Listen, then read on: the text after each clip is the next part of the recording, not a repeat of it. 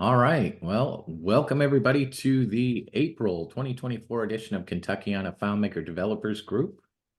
Today we have Bill Bennett presenting for us from Kaiza Solutions. And we're going to take a little bit of diversion today from technical and development type stuff. And we're going to start talking a little bit about sales. So that's all probably a dreaded part of all of our existence in the FileMaker realm, and I'm definitely looking forward to hopefully learning some things that can help me out. So I'm going to go ahead and turn it. Oh, before I do, I just wanted to mention, if you are watching on YouTube, we do meet the fourth Tuesday of every month. You can check us out at kyfmp.com. We would love to have you join us here live for our next session. So everybody is welcome. Be sure and join us. So with that, I'm going to turn it over to Bill. Thank you, Ron. I appreciate it. This is going to be a lot of fun. We have folks on this call who've been selling at the highest levels for a very long time. So I'm very curious to learn from you as well. How have you sustained selling excellence over the years? We'll have some discussions, get to know each other a little bit. And we also have some files that you can download. I included a full link, and hopefully, Ron, maybe that'll even make it over into YouTube. And those files are also posted on the Claris Engage website as well. I included the full set that's got the big PDF, and it's a pretty big download. And I also included a second link that's got kind of smaller files in there. There's two solution files that we'll walk through as we kind of step through this framework. So with that, let's dive in. I'll just go ahead and share my full screen here, and that should work great. And then as we flip around to different files, so I'll come over to this, and then we'll kick into the full presentation and we'll get started. So we're talking about engineers who sell, and I loved our pregame conversation. It was just so on the mark, on the nose, and we'll continue that discussion right here, right now. What do you think of when you think of a salesperson? What's your perception?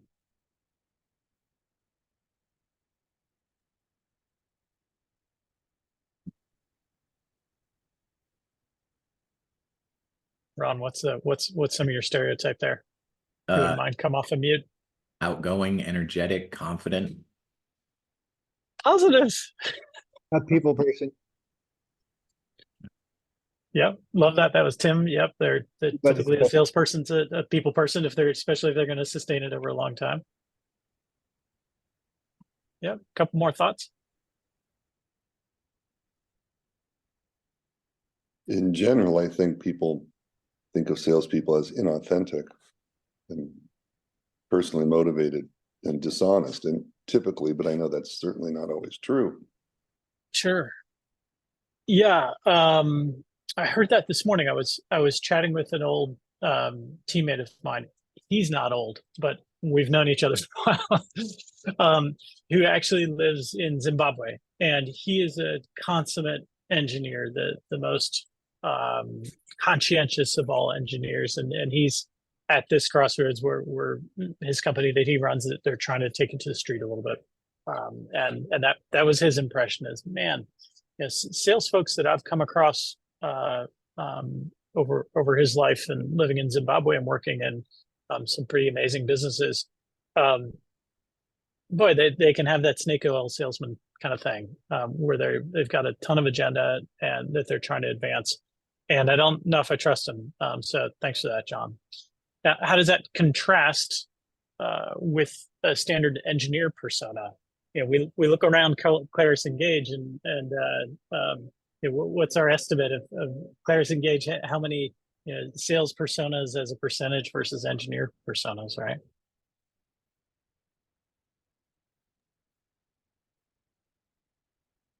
Certainly not a lot on sales. Yeah, a natural salesperson, perhaps some of the vendors, some of the recruiters, or some of the people that are perhaps a bit more gregarious. They're maybe a little bit more on the project management or leadership side of some of the firms that are present. Certainly, when you think of the kind of the in-house developer who's coming to an average developer conference like Claris Engage, most typically they're not going to have a lot of that extroversion like we just talked about on our pregame. And yet the crazy thing is they are oftentimes responsible to be the champion for the entire platform. They're the one in the room when the conversation that really matters with leadership within their organization. Sometimes we partners are not even in the room anymore, and they're going to carry the torch, and they're going to sort of evangelize and defend the platform entirely. So it seems like there's a gap here in terms of how we can all improve some of these micro skills that go into selling. And just to kind of put a finger on it here, the salesperson might be more extroverted, and the engineer might typically be a bit more introverted. I've got some good news though, which is that I believe the engineer is uniquely equipped. We're all uniquely equipped to be the world's best salespeople. I loved what you were saying, Bev, before we got on the line here too, just about knowing where your expertise is and knowing where it's not, right? That's trusted advisor selling. That's selling that's going to endure. Stephen Gallagher would always say this to me, and I found that it's attributed to a guy named Jeffrey Gittenmer, but he would always say, remember, people don't like to be sold. You're not wrong. This is difficult and uncomfortable to step into some of these higher stakes selling conversations. They love to buy, right? The mall at Christmas time is not a depressing place. People do love to buy, but we need to be, kind of stewards on that journey to help them facilitate that. My mouse is kind of gone here. I see something up in the chat. Let me see if I can click out for a second and click back in. There's my mouse. It's back.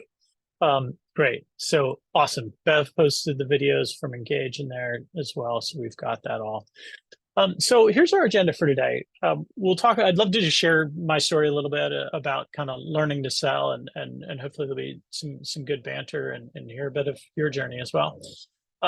I've got this checklist thing that we called "You Are Here," right? How do you know where you're at in the overall process? And we'll step through this 4-step framework very briefly. Problem definition, solution generation, presentation or pitching your solution, and ultimately getting approval. The second tool beyond the checklist that we'll hit is this thing called a value analysis, which is pretty big, pretty deep and rich, and that's included in the downloads there if you want to kind of look ahead. We'll talk through where and when and how that might come into play for kind of some larger engagements that might happen, and we'll wrap up with a few takeaways. Sound good? All right, here we go. So my name is Bill Bennett. We've got 4 kids, and we actually lived for a few years in Africa. My wife and I were in Chicago for many years. I had a dueling career as a classical singer, and then I was also with Soliant Consulting. I was the very first intern, believe it or not, with Chris Moyer and Bob Bauer back with the Chris Moyer Consulting, which came to the Moyer Group, and then became Soliant Consulting. I became one of the 4 directors at Soliant Consulting, and my wife was a lawyer at a big firm, and she kind of burnt out of that life. That was a challenge, and other life circumstances that were going on. We decided to kind of pick up, and we called it blowing up our life. We decided to make a dramatic change. She accepted a fellowship with a human rights organization called International Justice Mission. IJM asked us where we wanted to be placed, and we picked the small country of Rwanda because we had visited there a few years before, some friends that were doing some work over there. And so we launched a company when we got there, basically unintentionally. I was still a subcontractor at that point with Soliant, and I met at a family fellowship gathering. I met this guy named Steven and asked him what he did, and he asked me what I did, and I shared that I was a FileMaker expert. And that word, he said, ding, ding, ding. I think he's a CFO. He said, I think our company that's a large coffee exporter uses FileMaker, and you need to stop by and meet these folks. So I came in the next day, and they said, you need to start immediately. We're seeing serious issues. We've painted ourselves into a corner. A classic story. They got by for many years and built up some pretty cool tools. kind of this crazy thing, you know, it was a walk away from our little house that we were renting. We didn't even have a car. I walked through the valleys where women were planting rice with babies on their backs, walking through the dirt roads that would often turn to mud in the rainy season. And I would arrive at this American coffee exporting headquarters. And rather than kind of doing the work myself, I wanted to be sustainable beyond our time in Africa. We brought on a team of small interns, a small team of interns, and some of those same folks are still with us today. So here's a little just kind of headshot update of our latest in our team. We're kind of spread all around the place. We call our model upshore. We are a hybrid model of folks here in the States as well as folks in Africa as well as the UAE, and we're a social impact company. So that's a little bit about us. I'd love to tell you about my selling journey before I do. Any thoughts, questions, or interjections? Thanks for letting me share the story. All right, awesome. Thanks, Ron. Great. So my first impressions of selling, I mean, I remember those days with Chris and Bob and Steve Lane and Adrian and I would hop into some of these selling conversations with Bob, and I just thought, this is not my world. You know, I want to be the developer who's kind of behind the scenes, and you know, I was just an intern, and Bob was great to bring me along, but he spotted in me, I think, something that I didn't know that I had, and he would teach me as we went, and really impressed upon me this idea that yes, this is probably maybe the biggest theme for the entire day. Yes, great to have a framework. You need a framework, and also you need to adapt your selling process to the customer's buying process. So in order to do that, you have to understand the customer's buying process. In order to do that, you got to ask a lot of questions. I think that's true whether it's customer or whether you're selling internally, or you're pitching any idea. Even just now, we were just talking about summer travel up to Maine, and you know, even within a family system, we're sometimes trying to influence others. My brother's going to come, and my folks are going to be up there, and we're trying to make a plan, and we're trying to coordinate.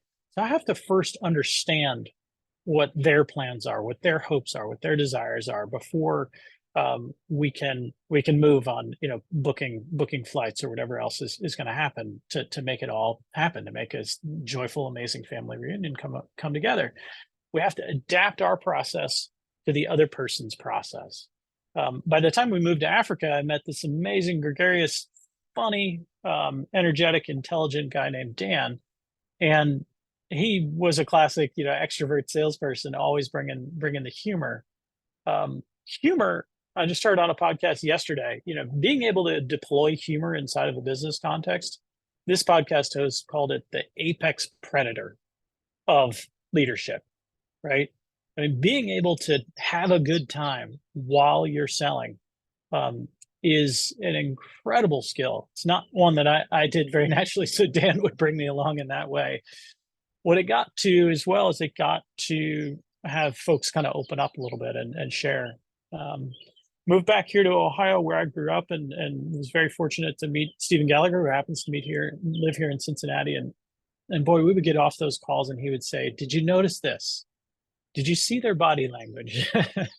Did you notice that person sitting in the corner over there, who didn't say much, is actually the one who's been here the longest and who's really in charge?" Amazing how every detail matters in a professional selling context. So thank you to Stephen for that.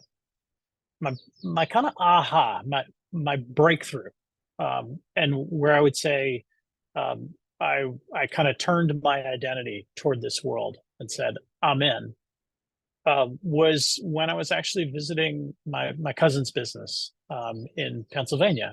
And I saw on my grandfather's bookshelf, my grandfather started this business. My uncle ran it after he got home from flying helicopters in Vietnam. And my cousin has taken it over and done quite well with it. My grandfather's bookshelf was filled with engineering books and sales books. And I thought, wow, here's a guy I always just assumed that my grandfather was a successful business person who knew how to put it out there. No, he bought the books because he needed the books, right? He bought the books because he needed to learn. And he looked at it as just the same as learning about boilers and the cleaning solvents that go into the boilers, and learning to sell was a part of his business journey. And it's so cool. They had all of his handwriting in them and everything like that. So I thought, okay, I'm in. I'm going to listen to the podcast. I'm going to read the books. I'm going to try to practice and try to improve how I sell. I can say roughly, we believe that we've got around twice as high conversion rates now that we've started to deploy these things, and we've pursued a humble, kind of perspective around continual learning, around continual improvement. 2x conversion rates than we do from those early days where we were marching into meetings and telling people a lot about what we thought, but not maybe listening as well as we could. And I'm very, very proud that, I'm now effectively a sales manager, because we've got a small sales team who's out sometimes selling engagements, and I don't even know about them, which is a great privilege. I can just see them kind of come through our tools and cheerlead and coach people along. So that's a bit about my selling journey. A couple of just big takeaways here, and then I'd love to kind of open it up to you a little bit and learn about where you're at in your kind of selling journey. I mentioned continual learning. A part of continual learning, we just did one of these the other day with a sales lead that got away. We were so excited about it, but we didn't get it. And we met internally and said, okay, what happened? Did they actually have a compelling business problem in the first place? Did we bring a great solution to them? Did we have the right decision makers in the room? Was it the right budget? So doing those post-meeting reviews is for us, it's a way to turn it into engineering, because now you're really applying the science. Each one of these selling opportunities, whether it's internal or it's external, is an experiment that you're running, right? It is a test that you're performing. It's a test of your systems, and you'll never fully know the answers to these questions. But if you can get that feedback loop going, boy, you can really engineer something magical. 3 takeaways for me of why I'm all in on sales is it is a lot like engineering. It's really process oriented. Yes, we need to be very flexible, but there's also an order to it. I believe that it can be highly purpose driven. My friend Bruce in Zimbabwe, that was the one thing he remembered, and he pointed out to me. So he said, Bill, you gave me that sales book. I haven't read it yet. I need it now. So, but the one thing that really stuck with me is you told me that it can be a noble pursuit. You're trying to build up confidence in a gap to help people do the things that they already want to do, that they believe that they should do, but they need the right information and they need the right encouragement to kind of take those action steps. So it's a good thing that we're trying to do. And then lastly, we all sell every day, so we might as well get good at it. That's my intro. Tim, Bev, Stephen, others, any insights from your selling journey? What does that look like for you?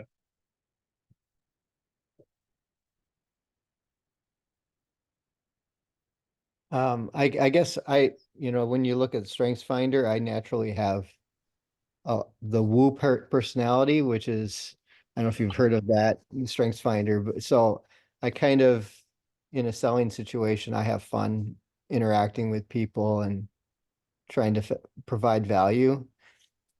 So it's been kind of a natural thing for me, but obviously as the business scaled, I had to do more of it.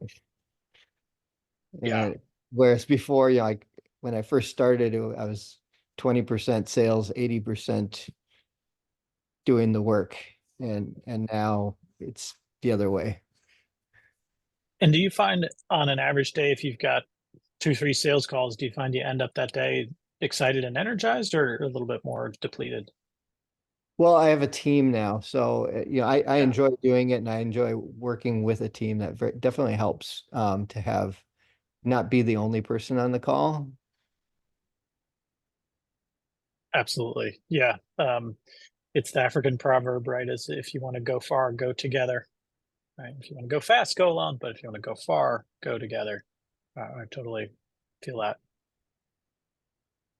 Yeah, others. Let's see, again, I've lost my cursor, so I can't quite see other names, but John or I think it was a Dennis maybe on the call. Others, you know, are you selling on a regular basis?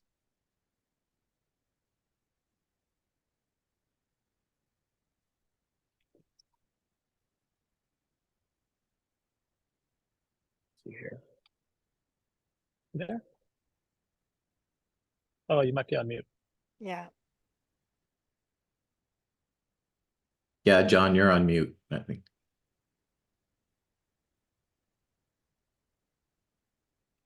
Okay, he may be There we in go. transit there. Sorry, yeah, I'm making stew and getting ready for the housekeeper to come, so I'm keeping it on mute. I don't do a lot of selling. Most of mine's in word of mouth and building relationships for like 30 years. So sales is something that, even though I sold before I got into this industry, I sold printing, I sold cars. But in this industry, I'm a little bit of a loss. I'm here to learn from you because mine just really comes from my relationships naturally, for the most part. Yeah, I mean, certainly most of ours has as well that organic relational sales process. If you do good work, it creates demand and creates referrals as well. So I love that. Love that you're using the word natural. I don't believe that a sales process has to stray out of that natural relational process. Sometimes we do have to ask hard questions, and maybe sometimes those hard questions can be a touch uncomfortable. But I think that can still be very much within a natural framework. Brian was another name I remember from our warm up. Brian, if you happen to be able to come off the mute, you know, what is your role, and are you kind of in-house, or are you a consultant?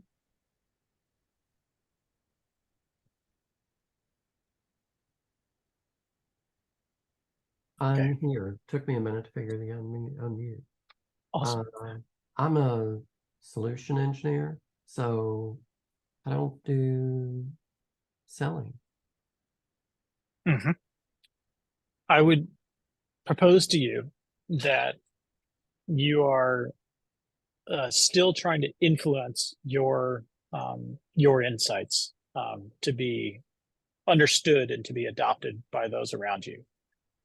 So that's helpful to understand that's your primary role, and I expect that this will still be useful to you in terms of again, influencing outcomes, which is going to be a big part of building successful tools that get adopted.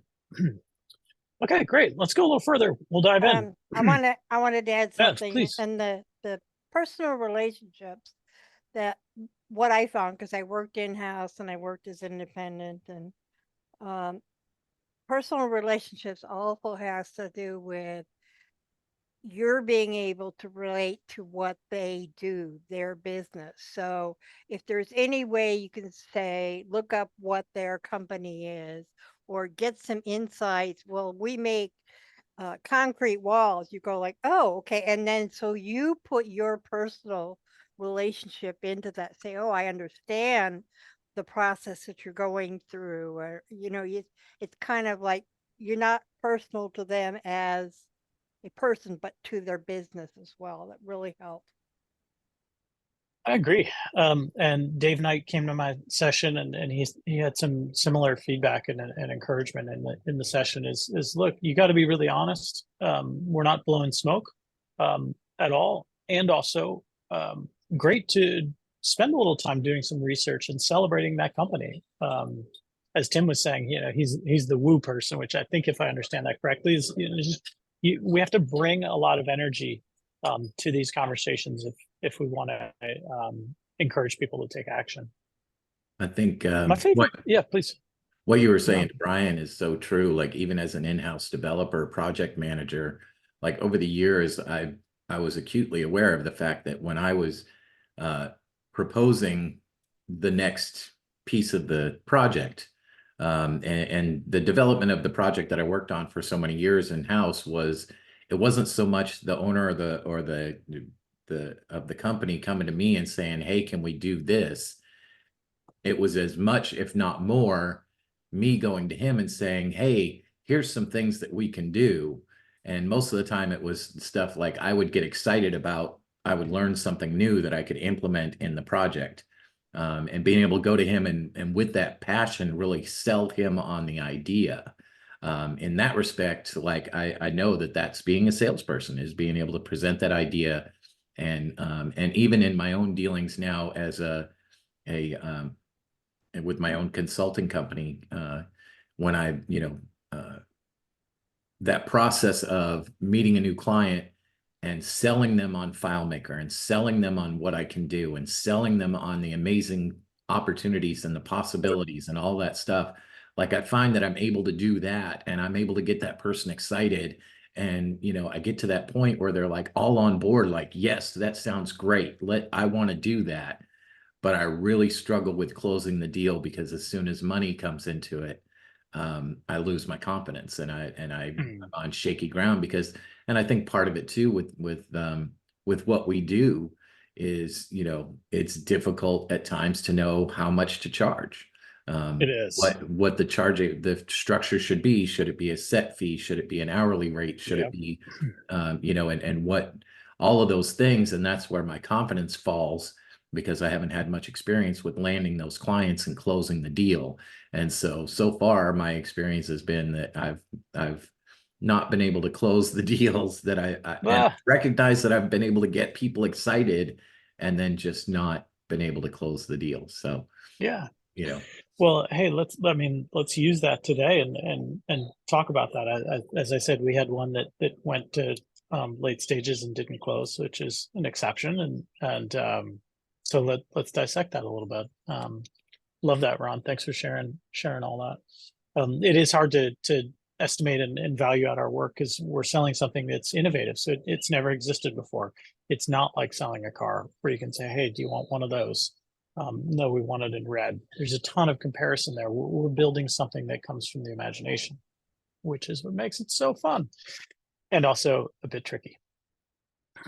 Great. So let's go a few steps further here and then we'll get to our first exercise and that'll be cool too. My favorite analogy for sales, in part because it really elevates it from this idea of, kind of Willy Loman and the traveling salesman, is the analogy of the medical doctor. This slide's been up here for a little bit, so hopefully you've been chewing on this. A medical doctor certainly has the DSM, the diagnostics, whatever manual, in their mind. They certainly still remember their frameworks that they're going through, but they hold that loosely and they're engaged in a rich, interactive conversation with you. So there's a framework, but you don't feel like you're being frameworked, at least in the ideal sense. They're not just running you through a questionnaire or a survey. They're actively listening and you're kind of going on a journey together. They are the professional who's going to provide a recommendation. They oftentimes do not provide that recommendation or that insight up front because it would sort of be beneath their professional, stature to do so. They maintain a certain gravitas in the room, and that gravitas is sometimes a bit of suspension of disbelief. Well, let's run a few more tests and let's see what we can learn. So that's one of my favorite kind of analogies there, and I think it really helps encapsulate some of that idea of nobility to wrap up the previous section.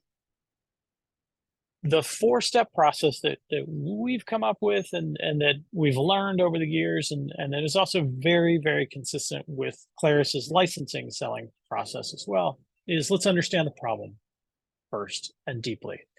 When we're thinking about challenges of why something didn't go through and why we can't close, I believe that oftentimes that may be tied back to step 1 of how much we are willing to clarify and sit in and define the pain points, bring out a few metrics, capture some quotes. The problem sort of with step 4 can be sometimes tied back to to step one. And again, that goes with selling anything. What are we really trying to do here? Grounding that in business objectives. Step two is generating alternative solution ideas. Ooh, what if we did this first? Oh, well, let's maybe consider that. And sometimes those alternatives obviously are outside of the Claris platform as well. And that shows that we are not just, all the world's a nail because I'm a hammer. We're not just one-trick ponies that are going to always recommend the same solution. We're analysts, we're consultants, and we're willing to compare multiple things. Ultimately, we need to pick a winner. I had a teammate that called me yesterday and said, I got 3 or 4 different options for this client. Which one do we think we want to go with? And, I could walk the client through all the options. And then he said it himself, but I think that would probably just overwhelm them. I need to be the consultant and kind of pick a winner and make a recommendation. And number 4 is really that closing step of really getting started and getting booked, getting it all approved and costed out. So that's the framework in simple.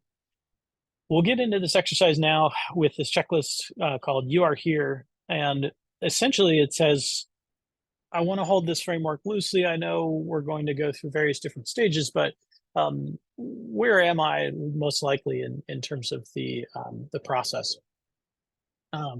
And what are some of the types of questions that I can be asking myself to determine that? Have I really actually in step 1, in order to really advance to step 2, have I really written all of those problem statements down? And have I started to try to quantify a few business metrics here? Getting back to your analogy, Ron, of kind of selling and PMing something internally, just pitching the next initiative, it can be so tempting internally as an in-house developer to just say, well, let's just focus on what we want to do, and to skip right over, the size of the prize. Is the juice worth the squeeze, as they say? What's at stake? What do we stand to gain if we do a great job on this? So there's a few questions that can help in here to be thinking about, kind of orientation within your process. Here is the checklist. I'll flip over now, and we'll start to go through this a bit together. And you'll find this in a little FileMaker file that our teammate Sonia built entirely. Super pleased with how this came out and just love the look of it. And the idea here is that you'll just put in some sort of lead or some sort of project, something that you're working on or thinking of working on. And let's go through the checklist. I'll do this with the recent lead that we lost. Boo. And kind of go through this together, and on your own there, and think about these questions.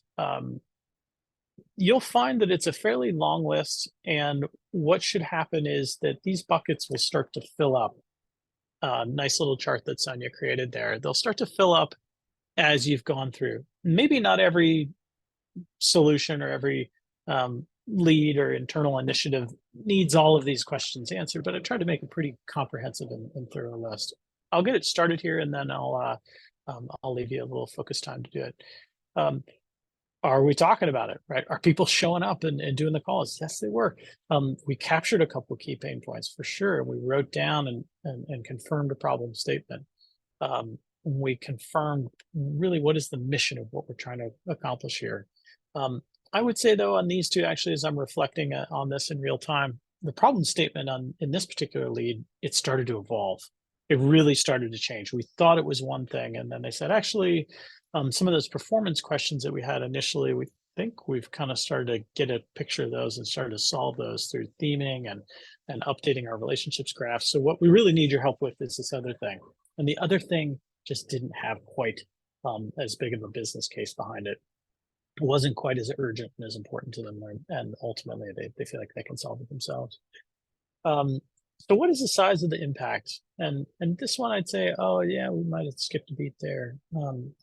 Did we have clarity on the approvals process and roles document? Did we socialize the problem past these stakeholders? A got some questions on this one and engage too. Did socializing the problem past key stakeholders, what does that mean? Well, it means that if you're kind of selling to one level of leadership, are you able to share that with others?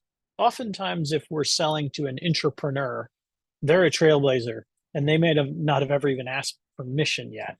This is a skunkworks project where they're just trying to get a little something going. And a part of our job is to make it not skunkworks and to try to help that person start to socialize this idea. So that's a part of what this checklist is about. I will pause for a second and kind of let you have a play and let you ask any questions.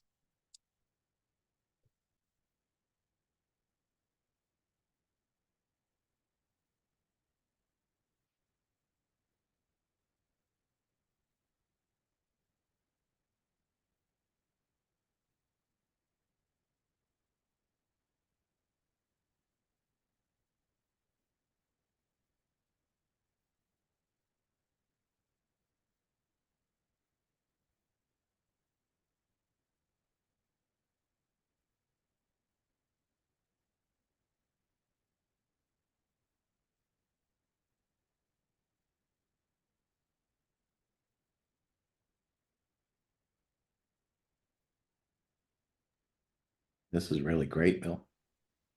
Oh, thanks so much, Ron. Yeah.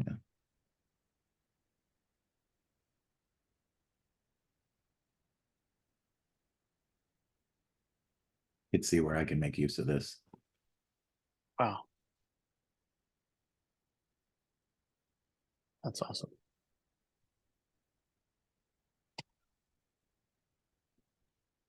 Scroll down and show the chart. Thank you, Bev.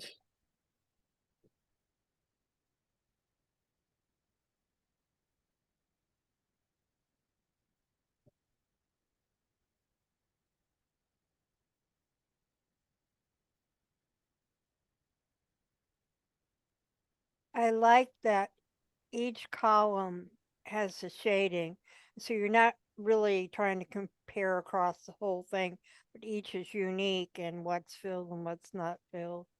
It makes it very easy to understand where you That's need awesome. to concentrate. Yeah. Kudos, Sonia. That's great. Yeah, and maybe there is reality in here too. Is look, you want to put in your most effort overall on defining the problem statement. You got to spend the most time there. What is the saying? Is like, give me 10 hours to chop down a tree and I'll sharpen the axe for 9 or something like this. I think there's an Einstein one that's about if I have to solve a problem in X hours, I'm going to define the problem for Y hours. I can't remember exactly how it goes, but it's the same sort of theory. Is like once you really clearly define it, the solution will be revealed. It will show itself. And I do think oftentimes these approval steps should be relatively effortless, right? At that point, we would always have a saying that there should be no new information that we're conveying when we write it all up and send you a statement of work. It's all just trying to reiterate things that we've already agreed to, things that we've already discussed.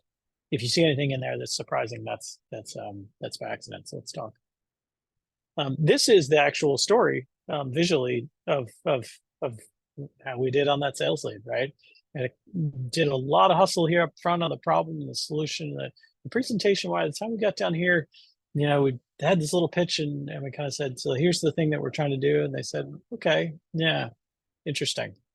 I didn't really say, oh, geez, if it could just do this, or, we're hoping it'd be a little bit cheaper or whatever else those reactions were. The reactions were fairly muted and they said, oh, can you just write that up and send it over and I'll see if I can go get it funded. And we never quite got that verbal yes. We never, of course, got the signature. So that's where it died.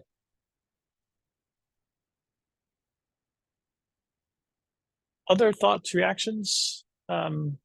Anyone else have any clarifications or, could this be useful to you?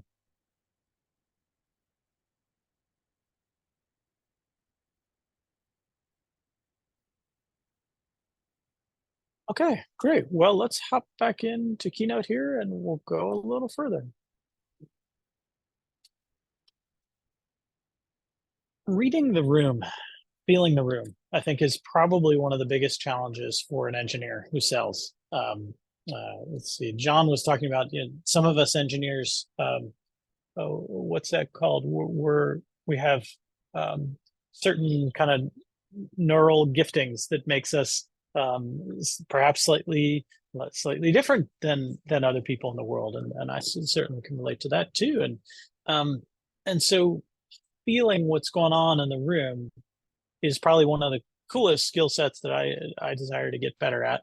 And that can really help you have a sense of understanding of how to keep it relational, how to keep it natural, like John was talking about. If you're trying to skip forward to the very end from the beginning, that can get awkward. And if you're trying to kind of belabor things or really artificially walk someone through a framework, that can also get awkward.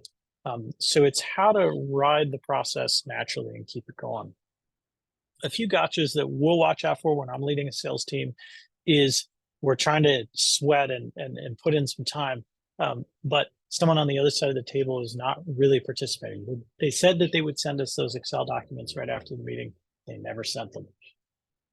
This lack of participation early up front, I think it was maybe Bob that said it, maybe from one of the books, but someone said it really stuck with me. And Ron, this could be a key part of your kind of debriefing around that close question, is that ultimately people are motivated to say yes based on their most precious asset, which is not their money, it's their time. And if they have put in the work with you, shoulder to shoulder, to go through a process, to go through a journey, then they're much more highly likely to do the really hard work and to do the deep thinking and the decision making, and to take the risk and to talk to their colleagues and talk to their superiors to get the thing funded if they've put in the sweat. And I'm not saying that we need to bring any artificial sort of gamesmanship to try to make them sweat. No, that's way out of bounds. I am saying that we need to be helpful stewards of their journey, to be a good guide, but also to not do all their homework for them. Right. And that can be a big temptation for me, is, okay, no problem. Just leave that with me. We'll do this, and this, and we'll show up at the next meeting and we'll walk you through and we'll show you everything. Better if we can, out of every selling conversation, have a few bits of homework that we'll take on and a few bits of homework that we're asking others to do, because their own contribution is like a fundamental, like Maslow's hierarchy of needs. They need to contribute. Otherwise it's not theirs. Does that make sense? Awesome. So four big points now, and I'm going to put in a bunch of kind of techie details here. We're doing great on time. We'll just go a little bit further. 4 big points of the process. Let's get into the meat and potatoes now. On this first point of problem solving, we want to capture those pain points. We want to really get into the business objectives and pull out a few metrics. If possible, we want to capture exact quotes of what you said in that conversation. With recording on Zoom, that makes it easy, but also just even pen and paper, getting it pretty close. I think you said something like this, that this thing is all about this mission. Capturing their words is so much more information, so much more influential and important than putting our own words in front of them. What was that book? How to Win Friends and Influence People. Kind of a funny title, right? But a classic management book that talks a lot about this idea of I don't need to convince someone else of my ideas. I need to understand which of their ideas I love and then get behind it, right? And that's the best way to sort of influence an outcome, is to have it not be your idea. We don't need to get the glory. We're not the heroes. That champion that we're serving is the hero. So after every selling conversation, we'll chase with an email that'll look like this. We'll just try to bullet point and summarize, this is our mission. These are the objectives. These are the pain points. These are the challenges. These are the metrics. These are a few quotes that we heard you say it. And that email becomes like an official record. If you put it into an email that goes out to everyone that attended it, and maybe even a few others, you've socialized it, and that record can just kind of build up. And that really, I think, believes that one tool alone is such a help to us in terms of building momentum behind a sales lead. Is just send notes after a meeting. Sounds super simple, but send the notes after the meeting, and you've had a great meeting. This got a lot of eyeballs and some oohs and ahs and some questions. This is a value justification or a value generation exercise that we've done in a handful of cases. This is the exception, not the rule. We've done these with the larger engagements, and the easiest math to do is to try to figure out, all right, if we're working a lot with the manufacturing team, let's just look at row 11.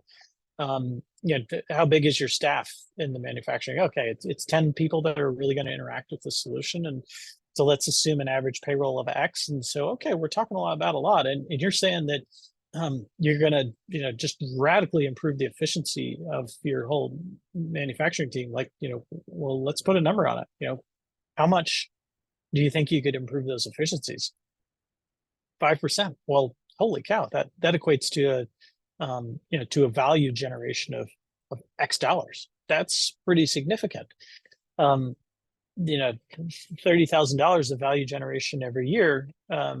So we can redirect those employees' time to higher value activities, so that where we've got less overtime that we're paying on the weekends to bring the manufacturing back team in because they're waiting on beach balls from this old clunky system. That converts to true bottom line value add. One giant caveat with this type of exercise, right, is sometimes more than 2 or 3 metrics might not be appropriate. It might make a head spin.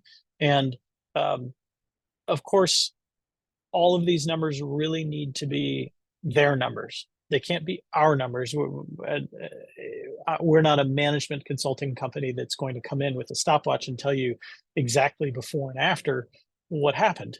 On the other hand, if someone is walking you through and talking, then we should be trying to put that information into a framework that can be useful for them for building the case and selling their ideas internally.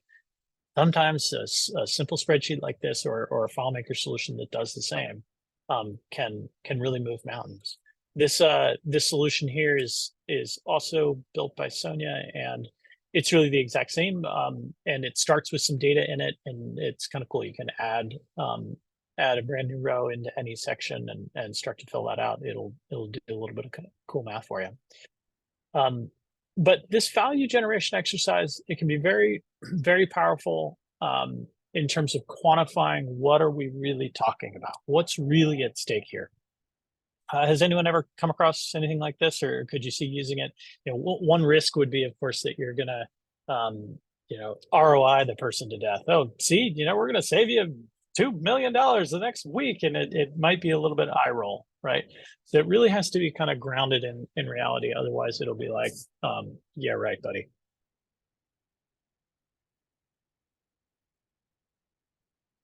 Any thoughts on this one? Has anyone ever done something like this with internal project or initiative or external? I've not done anything like that beforehand, but I've done something where I implemented something in a system and was able to run a report that tracked a significant amount of money that was saved or recuperated. Essentially, it was a situation where there were lost orders that were being lost because it was a sales process that involved writing an order out on sheets of paper and then faxing them back to the office. And it turns out that many times those faxes would get lost. And it was kind of a circular process. It was right. The sale would be initiated on the phone. That would be sent via fax to somebody on location. Then that person on location would verify and write up what was called a ticket, and then and then send the tickets back to the office.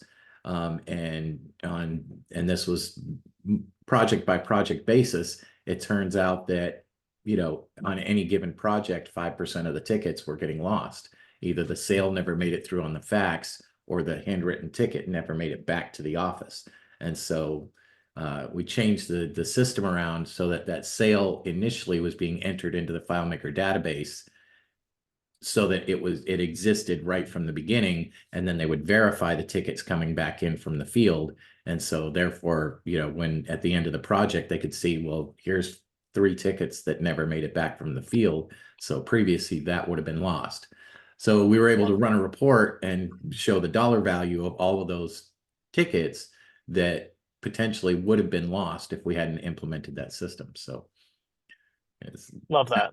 Yeah. That I mean, that's it, right? If you're proving out time savings and business impact, next time around, then you've got a track record of someone who's gonna really connect those dots and tie it all out.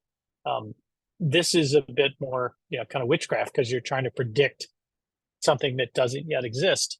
On the other hand, even putting some bigger numbers down on paper, to say this is the order, maybe we're off by a factor of 2, but this is the order of magnitude of the types of problems that we're talking about, and they are serious challenges. They're serious solutions that we need to get after. Awesome. Even early in this step 1 here, we want to be asking bold questions.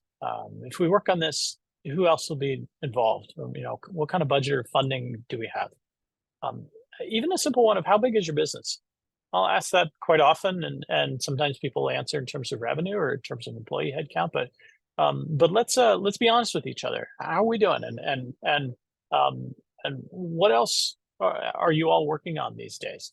I need to understand what kind of focus and energy you're going to be able to bring toward this initiative, to determine how much focus and energy we're going to bring, right? Because we're talking about starting a relationship that's brand new. So let's make sure that we're kind of equally matched there. And think about other objections that they might have. Let's get those objections on the table early. Step 2, often like to try to just briefly restate step 1. We talked last time, and this was the main mission. These are the problems that we were trying to solve. And does that all still sound right? Anything else that you've learned since we last talked? If not, let's dive in and go forward. If they have had a bunch of new thoughts about the problem that we're trying to solve and the real mission, then we can't go forward. We got to stay in step 1 and really understand that this is what we're still doing. We're still trying to understand how important this thing is and how it stacks up. If we're in step 2, let's get into the details. The best thing, you're rocking and adding a ton of value if you're not talking very much. My uncle used to say, I said, how do you sell? What's the key to selling? He said, listen, and then ask for the sale. No ask, no get, right? Listen, then ask for the sale. And step 2 is really, for me, it's a lot about listening. Can you walk us through your process? Can you hop up and do a screen share, or go up to the whiteboard and show us how you currently work? Best solutions are going to be grounded in the reality of their existing current state. Even though we're trying to radically improve, we have to understand what's their baseline. If we can capture some slogans or understand what success looks like to them, the much the better. And then start thinking about what might be some options for how we'd get after it. What would we start with? Meeting 3. Now we're going to start to bring some perspective. We've gone away and done some homework. We're going to bring back a prototype. We're going to bring back something to walk you through some mirroring back and understanding of your process. And again, we're going to reiterate step 1, which is, we understand your problem is this. We took a look at these few different solution options, and we're here today to talk through our recommendation of how we can get after it. The key here as well is that we want to go back to those original quotes. So now we have a solution. It's not just our solution. It's a solution that we've all come up with together that reflects what you said is most important to you. And of course, we want to make those pitches be brief and concise and interesting. And also, we want to pitch to our strength. We've had the privilege of getting to listen to lots of different alternative solutions. So let's think through now, which one of those looks like the best solution for you.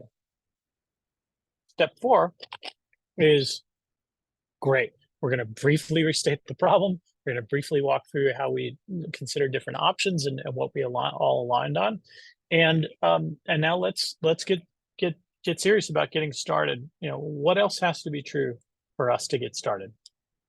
We're going to be able to bring some truth here during these conversations about how we want to bring the right kind of budget to be able to really get after it and to make a big impact inside of your organization. And we also need to be, you know, very flexible here because a lot can change down the stretch. Those are the 4 steps in kind of a little bit meatier detail. Any other comments and reactions and feedback to that? Either from Brian or Dennis, John, Stephen, Tim? Other thoughts and reactions as you're kind of taking in the 4 steps of the process?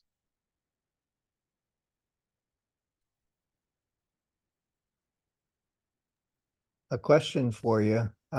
Yes. Sounds like a pretty long sales process. I mean, it's like like where you're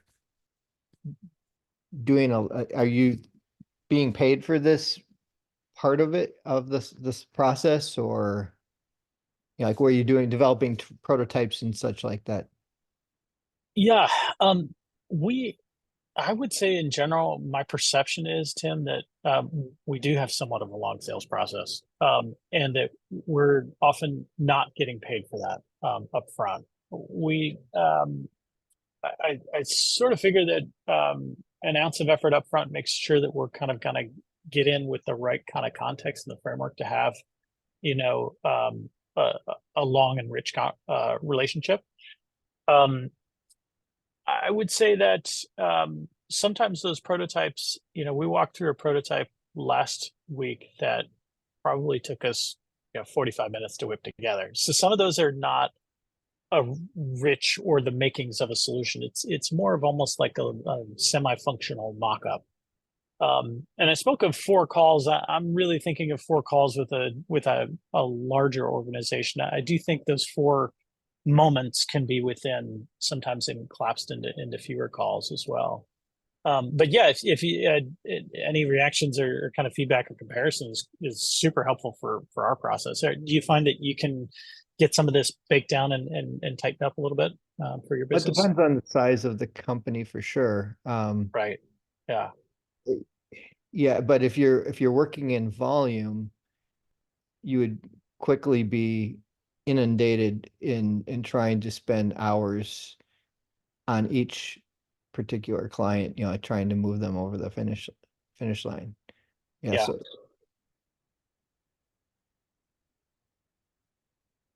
Yeah.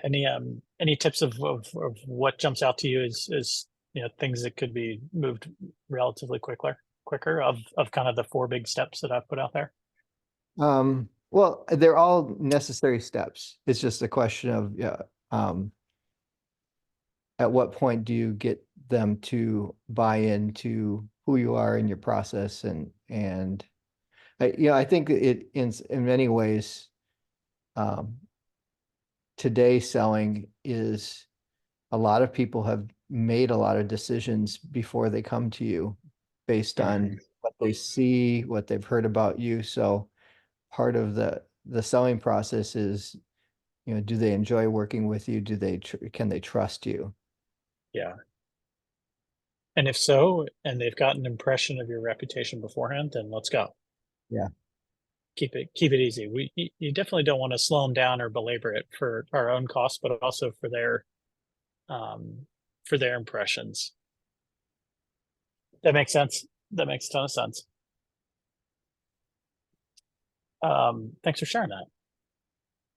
Any other thoughts, reactions as you kind of take that in, and I'll do another little click forward here. Yeah, A couple real of nice quickly, takeaways. Yeah, please, Bev.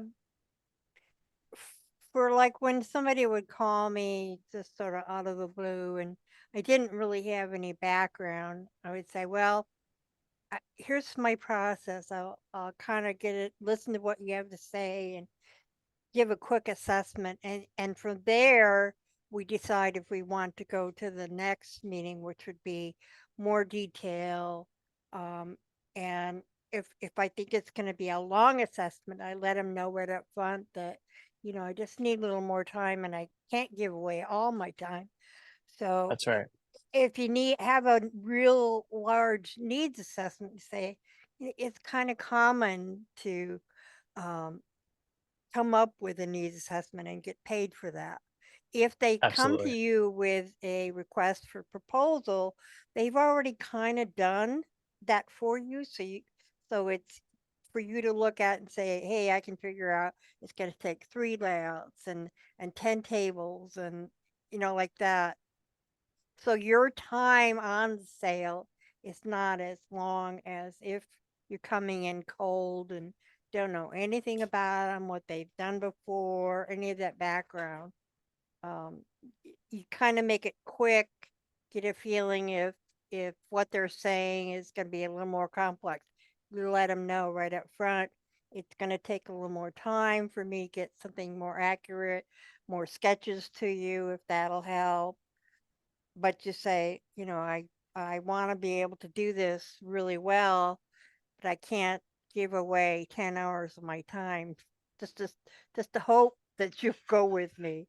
So would you like to do a needs assessment with me? And, you know, if you want to do it in 3 hours and that's your budget, then, you know, go with that. But sort of right up front, figure out that you're not going to do it all for free. Absolutely. Yep. I'm going to phrase that just a little before she said it a little differently. It looks to me like your sales process is like a pre-discovery discovery meeting to some extent. Love it. I think that's absolutely right. And I appreciate that. And I do think, and I think Tim was expressing, I think if I was listening well, something similar there, which is that some of this might be, you know, kind of an on-ramp to go ahead and get started with something that's billable. And I agree with you too, Bev. Certainly if there's an opportunity to sell a little exploration phase or sell some prototyping services to get started, that's great. The other note in there is that if we're looking at, say, this is a bigger engagement and there's 4 kind of more formal phone conversations that are going to happen, meetings with the right kind of players, really the purpose of every single one of those meetings is really to decide one question, which is, do we do it again? Is there enough importance here for all of us to justify our time, 60 or 90 minutes to carve out next week? Or are we kind of done here? And that's a mutual conversation that you're all really poking at. Is this valuable? Is it important for all of us to invest that time to do a bit of homework to come back into prep? Love what you said, Tim, around this idea. Well, all of these steps are necessary. That totally makes sense, and I agree with that. So that's awesome. A couple of takeaways is that you know, the idea of customer success in general is that doing good work is sales. Your best work, your best source of new work is your existing work. Your best source of new clients are your existing clients. Good work begets more work. And so sometimes, particularly during those early years, like Tim was talking about, of like, you know, 80% of my time was building things and 20% of my time was selling. I can feel a little tug or sort of almost a conflict of interest of should I get into that engagement and coach and make it go a little further and put an extra coat of paint on it, or should I sell? And my wife and business partner is offering a great encouragement. And she says, remember, you know, doing good work is sales. Going the extra mile does generally lead to very good things. So it's really not either or. Sales is simply consulting before we're getting paid. So it does take some time. So we don't want to rush it. We don't want to push. We don't want to be sort of the pushy, rushed salesperson. I talk quickly. I generally bring some energy to those conversations, but ultimately it's their buying process and it's on their timeline. Sometimes you might have conversations about a whole new project or initiative, and it may take them a few months before they're even really ready to get after it. We want to pull out lessons learned after each meeting, and that will build that snowball of improvement so we can really get after it. that is what I've got for you today. A few extra books and links that are included in the slides that are provided a link to. Of all those, proactive selling, that was a mandatory read for Claris sales teams, and it's probably right up there. Love the Trusted Advisor as well. That's a classic. So thank you very much. That's what I got for you. Other notes in the chat here coming. Okay. Looks like the materials are not necessarily downloadable from the Claris site. So let me look into that. We'll see what we can learn. But yeah, my privilege to get to be here with you today. Any other thoughts and questions as we wrap up? When you are looking at a video, it first starts up. There's a little button for you to click to download. There's no link extra. You just go to the video and download the material, then watch the video. But it shows as a video. Okay, that's a tip for John there. So Yeah. those videos are public. They shouldn't let you sign in. And No, then you don't have if you're to be inside a signed business- into community. Mhm. I'm gonna pop back in here and see what I can learn here. So if we're in here, Bev, you're saying, so the video will start here, but then materials, remind me? Okay, as it comes up, see the little button in the middle? That Yeah. should allow you to download. Okay. Download materials. Click oh. on that button. There Okay. you go. That is kind of unique. That's I Yeah. guess here. And Okay. then so it lets you download right from that area. Okay. Awesome. Good. I'm glad they've got that all up, and Yeah. that was a neat to be a part of it. Brad Freitag came to my session, and he actually stayed. So that was cool. I know. Yeah. Folks are busy bopping around a lot of different sessions, but that was pretty cool because I do think this topic is important to our whole community. That we're all building a groundswell of why Claris and all the different products that are available within it can be really helpful. I'll definitely make sure that the link is included with the YouTube video when we post it to YouTube. Thanks, Ron. Make sure the materials link is there. Appreciate it very much. Thank you all for having me. Ron, back over to you. Yeah. Yeah, it was really great presentation. I'm really happy to have you. And I don't know, I got a lot out of it. At the same time, I'm just so intimidated by the sales process that it's just hard to, get excited about it. It's like, I guess some of the other things that I struggle with personally is just, I'm still new to finding clients and closing deals and doing all that stuff. So the other thing that I don't have a lot of is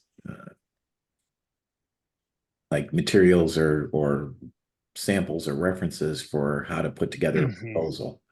What's the process of putting together a proposal and how that process all works and things like that as well. So Do you just go by yourself, Ron, or what's that? do you go by yourself, or do you? Yeah, it's just me. So Yeah, that's a lot harder.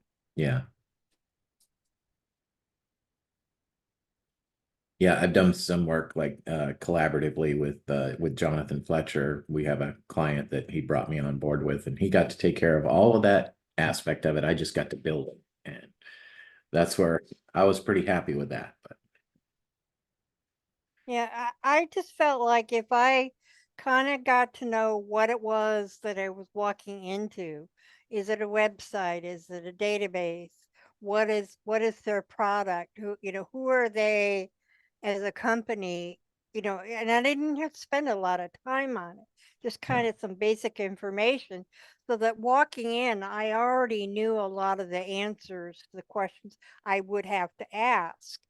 And then it wasn't as hard because I could relate to when they were telling me something. I'd say, oh, I get it, I understand. And then I could quickly assess, what value I could bring to it. And And I didn't have a problem right up front saying, you know, that's just not my expertise, but oh, maybe I can help find you somebody. And it's like they'll come back to you again, you know, sometimes. Yeah. But I had done bids that were requests for a proposal.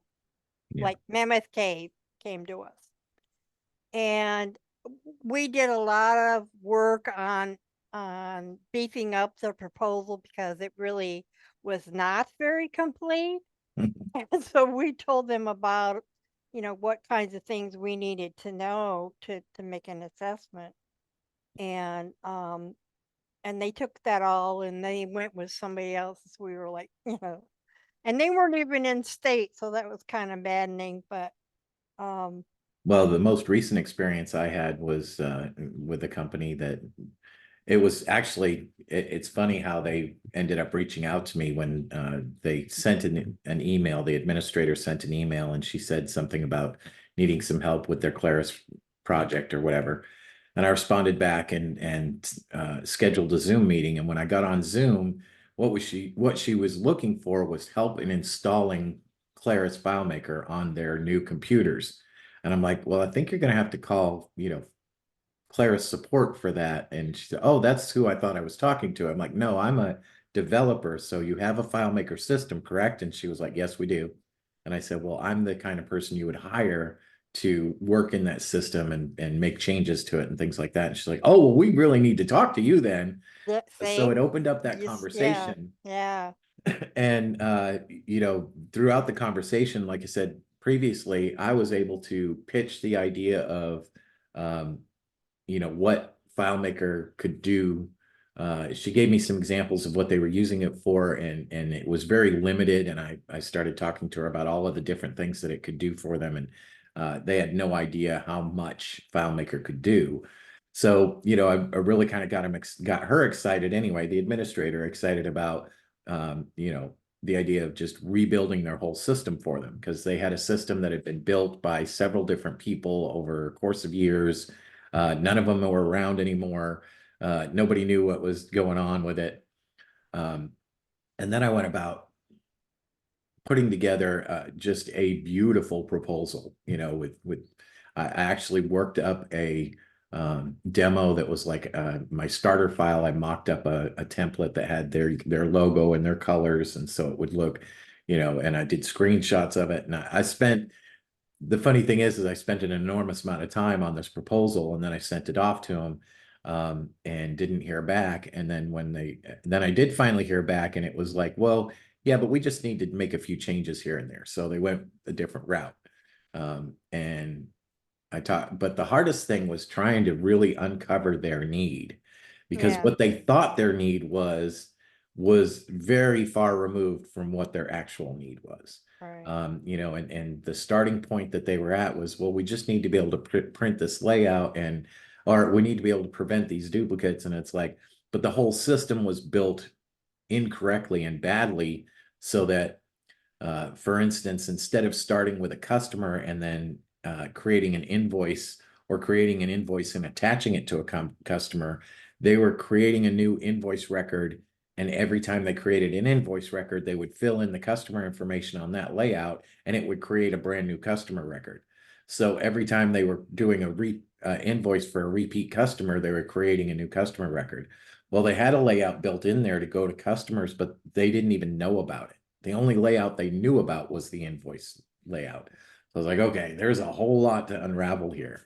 So trying to kind of take what they really needed Yeah. versus what they thought they needed, and then help them to understand the difference, and you know, how much more there was going on, or that they needed to understand, you know, what could be done with it and everything. So it kind of left me with my head spinning, like, okay, how do I explain to them what it is that they truly need, and where their system is kind of so crucially flawed that it's not an easy thing to just say, oh, can you just come in and make a couple tweaks and fix this problem?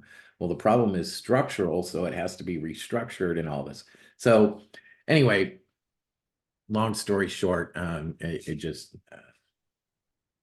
I didn't really know the best way to restructure the proposal for just what they needed and trying to figure out what they need. And so it's still kind of in limbo right now. So I still have the opportunity to go back and pursue it, but I still am not really sure how to move forward with it. So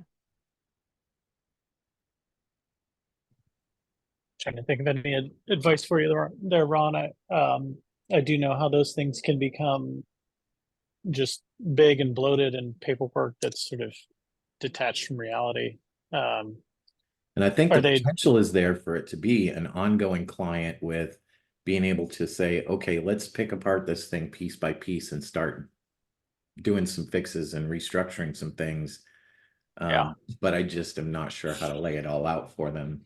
Phasing it out. I mean, that'd be a great way to cut through sort of Yeah. the proposal bureaucracy. Are they, is it a spot where you can get in person, or are they local?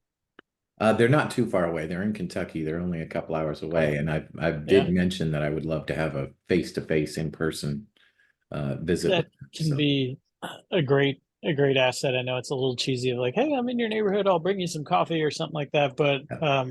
But if you can grab a bit of lunch or just sit down and road map this. I mean, I think the spirit of what you're saying is, hey, I'd love to work with you. I need a little bit of help, right? I wonder if you could help me. I wonder if you yeah, could give me some advice on how do we navigate and how do we get from where we're at to the spot where everyone is pretty excited and galvanized and ready to rock. yeah, You know, people love to give you advice. Um, you know, that word, boy, you know, if you're asking for a meeting, maybe not, but could I have a bit of advice, that can really cut through. yeah.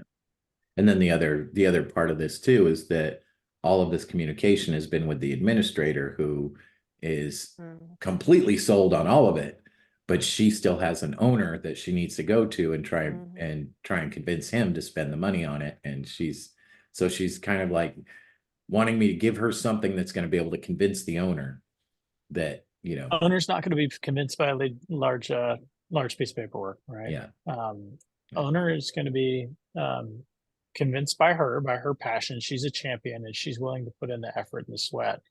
But yeah, that'd be great if she had like some discretionary budget and could hire you for, you know, a 20 hour little prototype, and then she can take that and show them. yeah, Sometimes there's a threshold underneath which someone has discretionary spending and they can mobilize into these things. But or if it's really worth it to you, you know, crank out a weekend and see if you can make them something that's useful. Yeah. It's just a prototype, I've heard, is worth 1,000 meetings, right? Yeah. So, you And I know, if actually you have can prove it out, yeah, you know, I can prove it out that I can help you a lot. yeah. And I actually have a start on Sure. that because, as I said, I've got a Yeah. template starting point that I always start with, and then I change, Yeah. you know, I tailor it to give to brand it with the client colors and possibly drop their Yeah. logo on a layout and stuff like that. So I've kind of already done that. Yeah. Just by cosmetically, you know, with a starter file that I have that I could then kind of just demonstrate some of the basics of a customer layout and table, you know, and how it connects to an invoice and so on and so forth. So, Yeah. yeah. That's great. Have once in a while, if you have really gridlock, once in a while you can say, hey, I'll start keeping track of my time from now. And Mhm. if we end up working together, then I'll bill you for all of it. And if we don't, that's okay. Okay. So that can be a middle ground. I don't know if you want to kind of use that tactic at this point, but that can be a middle ground way to say, hey, we're getting serious here and I'm going to put in some serious time. Yeah. And this can become your asset, but also you're not ready to buy right now. And I get that. And that's okay. Yeah. So it's not just freebie, which can go on forever. But I maybe feel like something to consider. another aspect of where I'm at with it is that I've kind of procrastinated on following up again. And it's so a few weeks have gone by and now I'm feeling like, okay, I hadn't followed up until now. Like, how do I get the foot back in the door and follow up and try and pick this process back up. And the only thing I can think is, maybe trying to give her a call and saying, hey, I've got some time opening up here in the next couple of weeks where I can fit you guys in and start working on your project. And maybe that's a good way to just kind of say, hey, now's a good time to really start talking about this again, because I've got that available time coming up. Is that? Yeah, I think that sounds really natural. And I think, that follow-up lapse, it happens. So water under the bridge, and hey, I'm picking back up with this. Got a bit busy there. Let's go. Is it now good timing for you? Yeah. Yeah, Oh, absolutely. I got another question for you, somewhat parallel. Yeah, fun. So I've had an ongoing open master vendor services agreement at a very large biotech in Northern California. At one point was the largest license holder and FileMaker in North America. That has changed a bit, but they're huge, owned by a large company. At one point, I think I did about 12 different systems for them. I handled all the migration for all the different development houses that were doing work for them. They would give me all their stuff every time they moved to a new server. And then we started running into politics a number of years ago.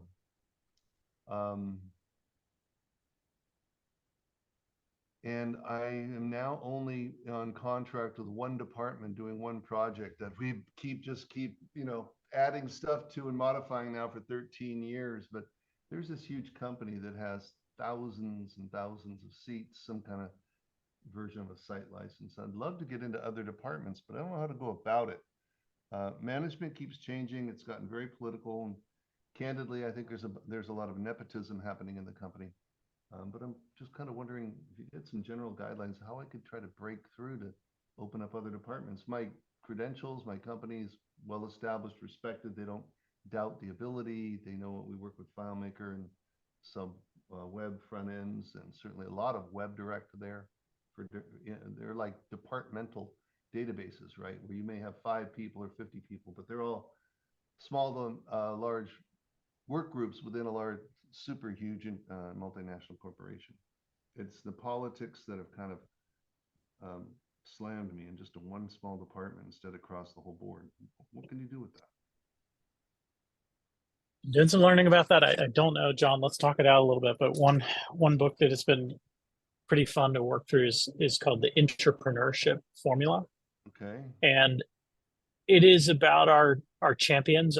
Remember a few years ago at Claris Engage, it was, that whatever Claris FileMaker is all about, the workplace innovator. We're for workplace innovation. It's the workplace innovation platform. And this is just kind of going a little step further. And what you're describing there, it sounds, the politics, that they call it the corporate immunity system. That there can be people who are trying to blaze the trail forward, and they're willing to take a certain risk, and that trailblazing can actually get actively shut down and actively opposed and thwarted. The other one that I have not started yet, but is called the Entrepreneur: Confessions of a Corporate Insurgent. And I think that sometimes our solutions, because they're innovative, can get looked at as risk by corporate IT. And we know that if you build a professionalized solution, then corporate IT actually really loves it. So I don't know, a few ideas that come off the top of mind is that those entrepreneurs, those champions in your one department, if at all possible, or if it would be feasible, could you do something like setting them up to give a presentation, to do a quarterly demo? And it's a 10-click demo, as Claris likes to say, and maybe you've done this before 1,000 times, but hey, we're going to do a little lunch and learn, and your champion is going to do that as a part of their professional career, kind of road mapping and development. You're there to help supply the tech and to make them look good. but really it's about all of the innovation that we've accomplished in the last 90 days, or maybe it's, you know, every 6 months, something like that. Maybe to something like that, maybe they can invite some of their peers and say, hey, we'd love to just share with you some of the best practices of what we're doing and the change that we're making, and why that matters. Here's a particular scenario that I'm dealing with politics, but straddles two departments. They have a couple people that are deeply invested in Smartsheet, you know, which is a web-based form application. Yep. And they're paying increasingly more money for that.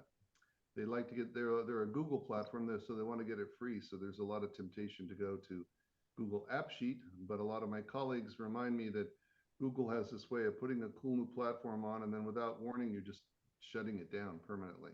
Once you're all got your low code investment in it. So we're trying to sell them on the concept of using Claire Studio instead for their app, for their web apps type thing, and then tap it with FileMaker from the back end. But Yeah, I've not been able to find my way through the politics to know who to get in front of. right. Yeah, There's some sales song and dance that I'm not polished at. it is a tricky game there. I mean, I don't know. Just to sound it out with you a little bit. I mean, certainly love the idea of Claire Studio kind of filling in some of that gap of hey, the Smartsheet started. I was talking to a CTO the other day, and he said, I mean, this stuff comes into our business, and then the salesperson will call me and they'll say, hey, did you know that, you know, 50 of your employees are already using, you know, the free version of whatever. And now they want to sell me on a license, and oftentimes those licenses are, you know, Not cheap. $10 a user a month. They're sometimes often much more expensive than the license for our beloved platform. So, in some ways, the game or a thought to chew on is around the real motivation, trying to discern and try to learn and support the real motivation of the people who sort of get it, of the change agents, and to support your champion, and again, to kind of like make them look good.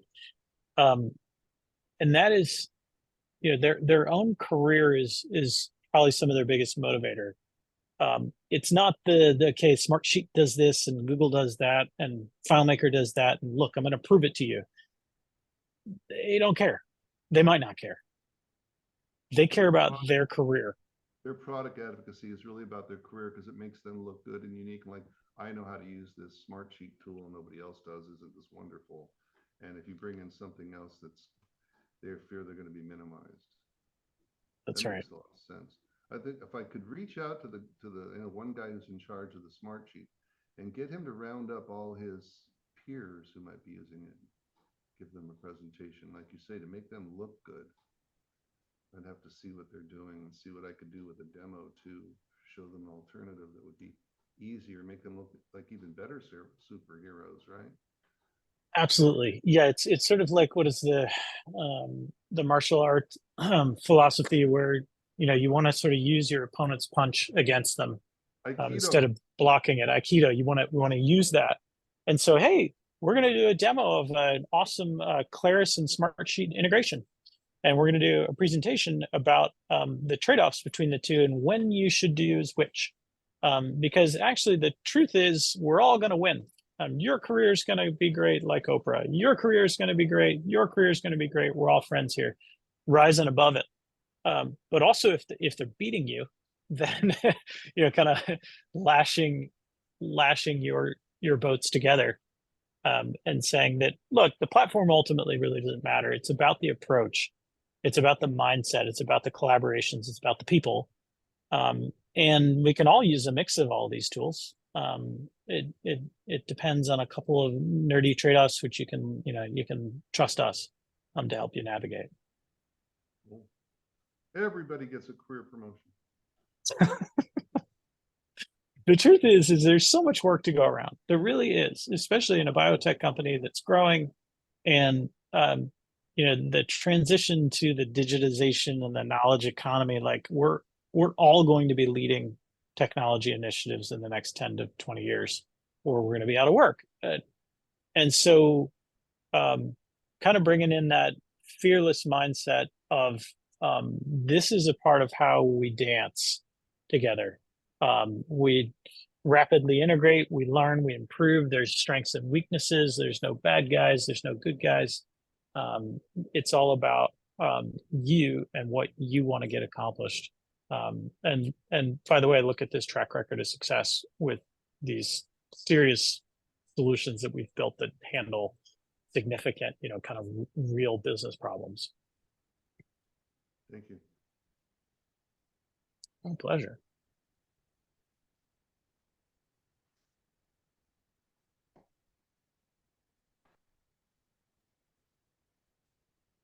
Sounds like that'll about wrap it up. We're getting Yeah. pretty You're good on not- time, but You're not too far away from Cincy, are you, Ron?